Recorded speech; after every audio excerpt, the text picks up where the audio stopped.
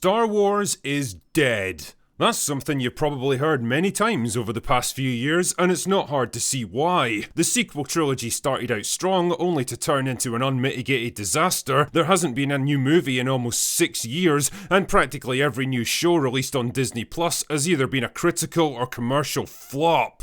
Or both. And like anyone hurtling towards their 50th birthday, Star Wars seems to be going through a bit of an identity crisis these days, desperately trying to reinvent itself into something newer and cooler. Which leads to the very obvious question, what even is Star Wars now? Is it a feminist power fantasy? A lightweight adventure for little kids? A dark, gritty political thriller with sci-fi trappings? Or one person's thinly disguised sexual fetish wrapped up in lightsabers and spaceships?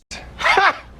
Gay! I don't really know what Star Wars is meant to be now, but one thing it isn't is successful. Andor, the latest addition to the Disney Plus lineup, cost $650 million in total and pulled in less than 2 million viewers in its first 3 days. Oh, come on! Jesus, I've had videos that get more views in the same time frame. Not only is it not making money for Disney, but even worse than that, Star Wars has lost every shred of cultural relevance it once had.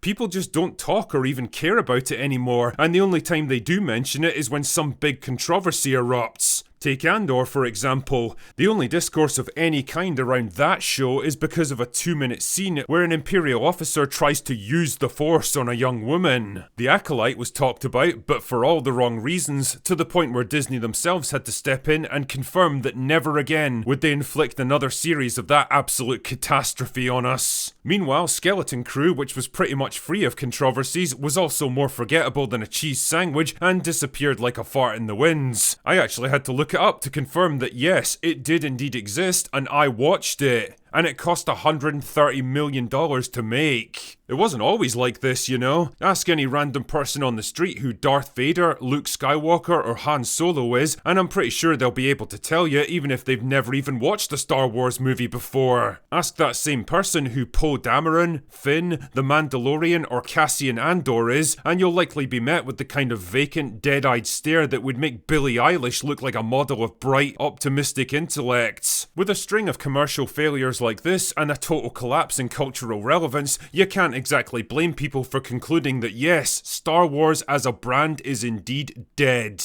But then something kind of strange happened. Revenge of the Sith was re-released into cinemas to mark the 20th anniversary of the film's premiere, which itself is nothing particularly unusual. Lucasfilm has a long history of re-releasing older Star Wars movies to mark important anniversaries. It's a nice way to revisit old classics, and for younger fans, it's a chance to experience Star Wars as it was meant to be seen, on the biggest of big screens. But this one was different. Revenge of the Sith raked in more than $42 million worldwide in its first weekend, rocketing up the box office charts like it was some commercially viable new release, instead of a novelty trip down memory lane for hardcore fans only. It would be like some old heavyweight boxer coming out of a 20-year retirement and still being able to kick ass against top-level contenders. And let's not kid ourselves here, this is not some cinematic classic we're talking about. Revenge of the Sith was the deeply flawed conclusion to a not particularly good trilogy, and the audience perception of it has gone through more twists than a David Fincher movie over the years. At first everyone loved it because they were hyped by the Star Wars legacy and the pretty visuals,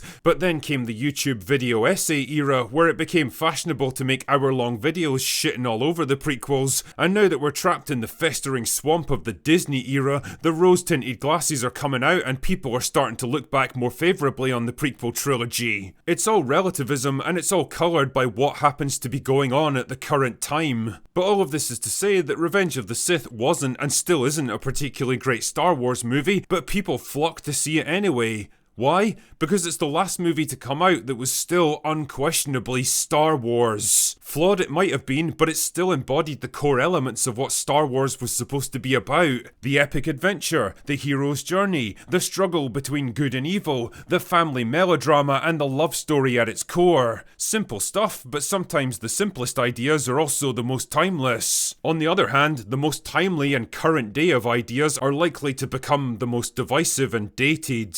If Disney are looking for an answer to the ongoing question of what Star Wars is supposed to be, well, There it is. This right here is what people want, for better or worse. Star Wars apparently isn't quite as dead as we all thought, and fans do still want more of it. The only problem is, they just don't want your version of it. Maybe that is something you should think about very, very carefully. Oh yeah, and just a heads up that we're down to the last few days on our Kickstarter campaign for Trial by Fire. The response has been absolutely amazing, and we've raised over £250,000 already, and now that we're on the home straight, we're pushing hard to reach as many of our stretch goals as possible. I know everyone's already been super generous, but if you're still thinking about becoming a backer, then now is probably the time to act. As always, the link is in the description, and I'll leave the rest up to you. Anyway, that's all I've got for today. Go away now.